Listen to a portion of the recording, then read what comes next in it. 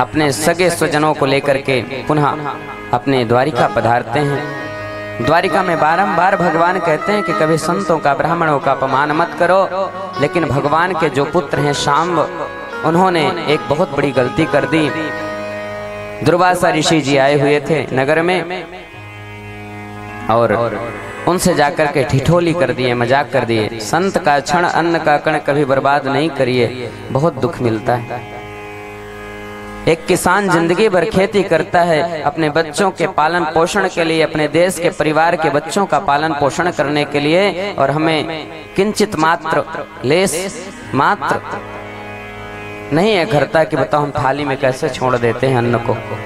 ध्यान दीजिए इन बातों को। अन्न का कण, और संतों के पास जब बैठो तो संतों से सत्संग करो, उनके पास बैठ करके सांसारिक चर्चा ना करो। सांब ने गलती कर दी, साड़ी पहने और पेट में कपड़ा आदि लगा करके दुर्वासा ऋषि जी के पास पहुंच गए। बाबा से कहने लगे, बाबा एक बात बताओ, मेरे यहाँ पुत्र होगा कि पुत्री?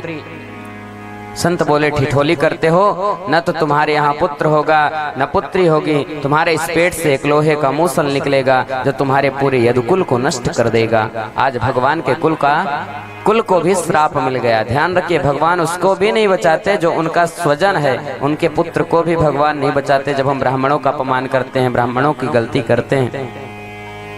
उग्रसेन जी से बताया गया, उग्रसेन जी बोले कि इसको घिस घिस करके समुद्र में बहा दो।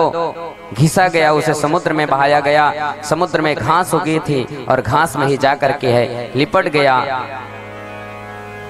घास में जब लिपट गया तो यह तो और कटार का काम करने लगी। सारे यदुवंशी मदिरा पान करके उत्पात करने लगे और उसी घास को लेकर के एक दूसरे में प्रहार करने लगे, मारने लगे। सब लोग एक दूसरे को मार रहे हैं।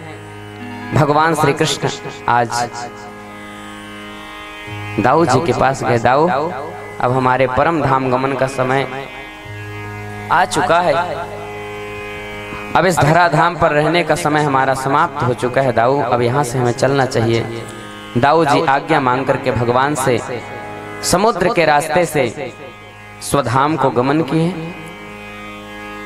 भगवान श्री कृष्ण बोले कि अभी मेरे कुछ कार्य शेष हैं, उसे मैं पूर्ण करके आता हूं।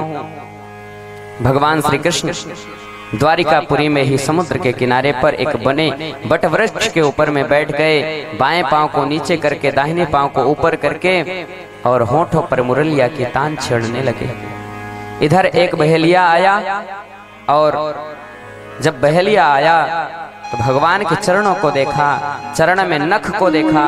उसने सोचा कि शायद यह हिरण की आंख है और उसने बाण चला दिया। भगवान श्री कृष्ण के चरणों से रक्तपात होने लगा और जब बहेलिया भगवान के पास आया, बारंबार क्षमा मांगने लगा। भगवान मुझे क्षमा कर दीजिए, मुझसे गलती हो गई, मैं तो ये समझा था कि कोई हिरण है। भगवान बोले, कोई बात नहीं बहेलिया, पूर्व जन्म के किए हुए संचित पापों को भोग करके ही यहाँ से जाना पड़ता है। पिछले जन्म में तुम बाली थे, मैंने तुम्हें छुप करके मारा था। इस जन्म में मैं कृष्ण हूँ और तुम बहेलिया हो, तुम भी छुप करके मार दिए। जाओ, तुम्हारा कल्याण हो। देखते ही देखते हुए देवता